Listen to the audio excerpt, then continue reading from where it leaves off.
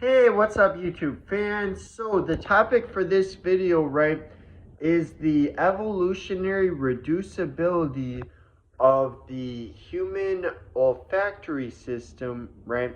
Showing that the human olfactory system can be broken down into a series of steps.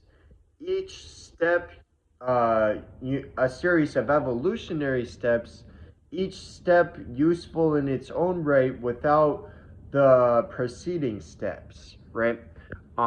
Without it all together at once, right? Um, so the olfactory system, right, the sense of smell, right? So first off, it is because we are Caterhine primates that we have downward facing nostrils, right?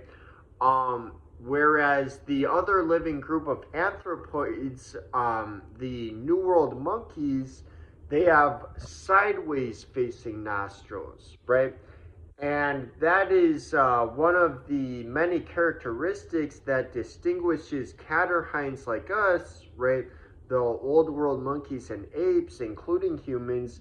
It distinguishes us from the new world monkeys, right? One of many characteristics, um, to have downward facing nostrils, right? And this makes a difference in the sense of smell, whether the nostrils face this way or face sideways like the New World monkeys, right? But either way works just fine. Um, the human nose is also obviously unique with the protruding nasal bone and unique nasal cartilage, although that is likely more so having to do with our respiratory system, right? Because our nostrils are also used for respiratory purposes. Um, but so in any event, it is because we are a part of a group of primates called the haplorhines, right? Which is one of the two major subdivisions of living primates. The stepsorhines, which includes things like lemurs, lorises, patos, galagos, um, that group, right? The stepsorhines, and then the haplorhines, our group. um One of the major distinguishing features of haplorhines, right, is that we have dry noses with no rhinarium, right?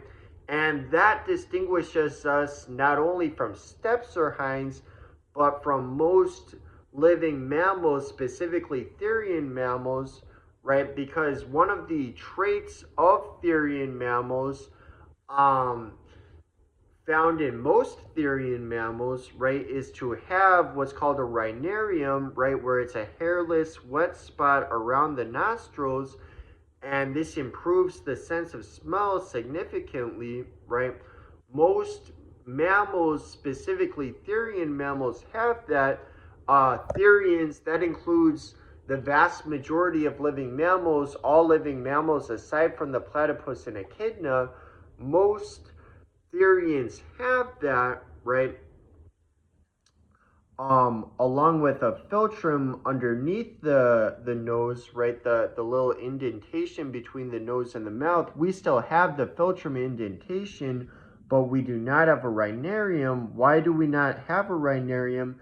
Because we are haplorhine primates, and unlike most therian mammals, um, all haplorhine primates do not have a rhinarium, right? We have dry nose, no rhinarium, right?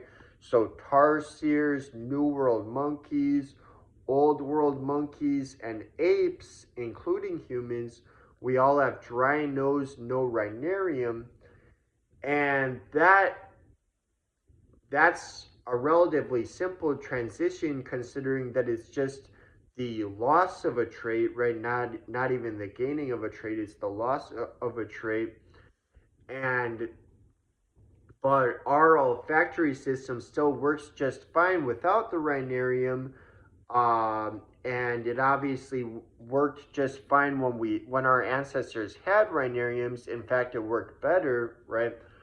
Um, But so in any event, early therian mammal ancestors evolved the rhinarium, right? And that was an improvement to the already existing olfactory system. The olfactory system worked just fine before the rhinarium, right?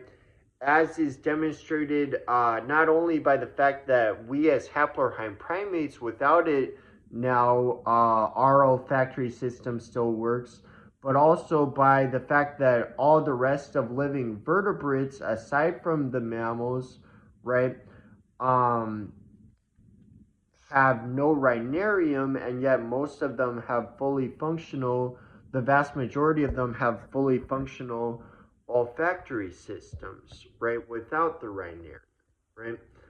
Um, and Next, so in the ancestors of all tetrapods, right, as tetrapods transition to land, right, our olfactory systems specialize towards being able to smell not just underwater but on land as well, right? And so tetrapods now have two major subsystems of the olfactory system, right? The main olfactory system and the vomeronasal system, right? Whereas most fish have just one uh, major, division of the one major uh, olfactory system, right? No subdivisions like that. But also interestingly, some of that even happened in the ancestors of not just tetrapods but also the lungfish, which is one of the closest living relatives of tetrapods.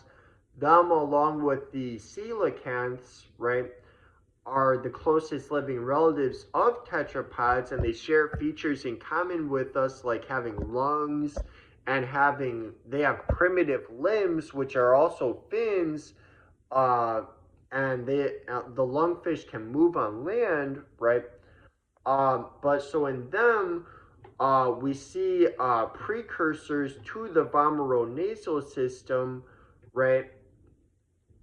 And so some of that was started in the last common ancestor between us and the lungfish, right? Tetrapods and lungfish back before then, right?